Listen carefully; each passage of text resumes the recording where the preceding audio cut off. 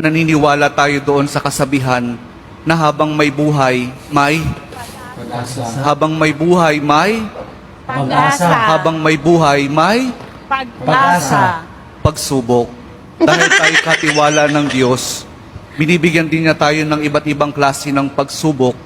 Kaya po doon sa pagsubok na yon, saka pa lang natin mauunawaan na talagang ang ating buhay ay mayroong, habang may buhay mayroong, Pagsubok. habang may buhay may Pagsubok. pagbangon. Huwag niyong hayaan na kapag meron kayong pinagdaraan ng pagsubok, ay hindi kayo babangon. Kailangan meron tayong pagsumikap na pagtsatsagaan natin yung ating mga pagsubok na pinagdaraanan.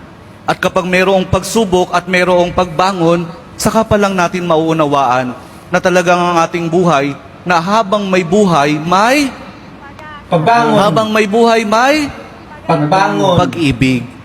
Ang pag-ibig na nagmumula kay Jesus lamang sa ating mahal na pong Jesus Nazareno. Dahil doon, kapag naunawaan natin itong mga bagay na ito, na habang may buhay, may pagsubok, may pagbangon at may pag-ibig na nagmumula lamang kay Jesus, saka pa lang natin mauunawaan at matatanggap na talagang habang may buhay, may